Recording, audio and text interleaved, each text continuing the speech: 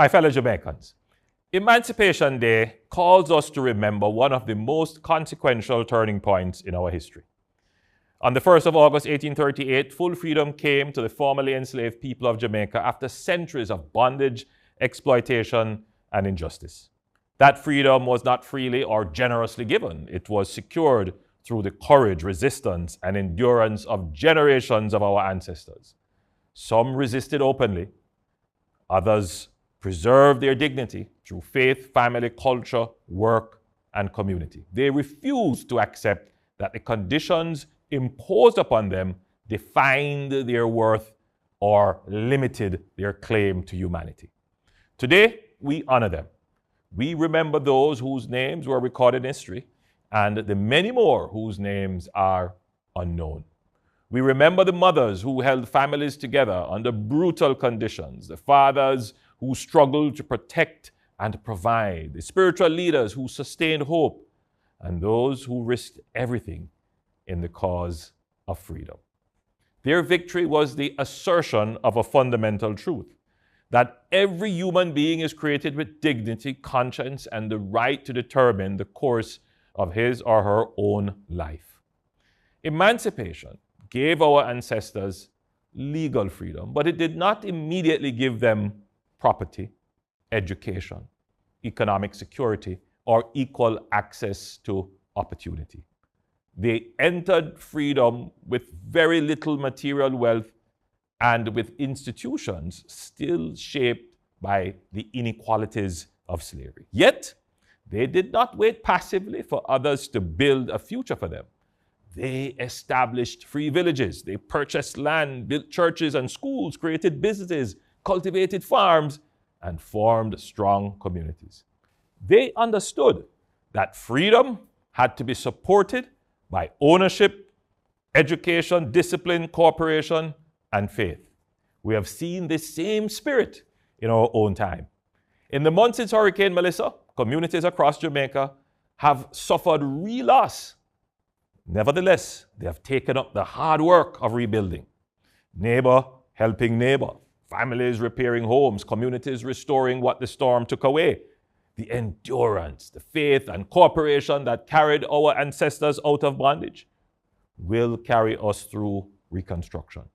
And we are determined to rebuild not only what stood before, but something stronger and more resilient, so that no storm can undo in a night what a generation has built. True freedom is the capacity to make responsible choices, to provide for one's family, to own property, to pursue education, to establish a business, to worship according to conscience, and to participate fully in the life of the nation. Political freedom without economic opportunity is incomplete. Legal rights without personal responsibility cannot produce lasting progress. The promise of emancipation must therefore be renewed in every generation through the work of creating a society to which every Jamaican has a fair opportunity to advance. We must continue to widen access to education, land ownership, housing, employment, and entrepreneurship. We must build an economy in which effort is rewarded, enterprise is encouraged, and families can accumulate assets that may be passed from one generation to the next. We must recover that spirit of self-reliance and enterprise. At the same time, emancipation reminds us that freedom must be protected from every form of domination. No Jamaican should live under the control of criminals, gangs, or violent men who seek to govern communities through fear. A community cannot be truly free when children are afraid to walk to school, when businesses must pay extortion, or when families are forced to remain silent in the presence of wrongdoing. The struggle for freedom, therefore, continues wherever law-abiding citizens are denied peace, security, and opportunity. We must stand firmly for law, justice, and order. We must strengthen families, support responsible parenting, and teach our children that freedom carries duties as well as rights. We must reject the idea that discipline is oppression, that accountability is hostility, or that personal responsibility can be replaced by permanent dependence. The strongest tribute we can pay to our ancestors is to use our freedom well. We honor them when we educate our children, care for our elderly, build honest businesses, protect our communities, and conduct ourselves with dignity. We honor them when we reject prejudice and injustice. We honor them when we refuse to allow the circumstances of our birth to determine the limits of our ambition. Emancipation is both an inheritance and an instruction.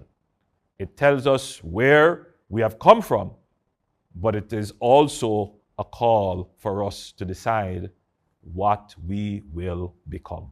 Let us therefore continue the work of building a Jamaica in which freedom is supported by opportunity, independence by ownership, rights by responsibility, and hope by purposeful action.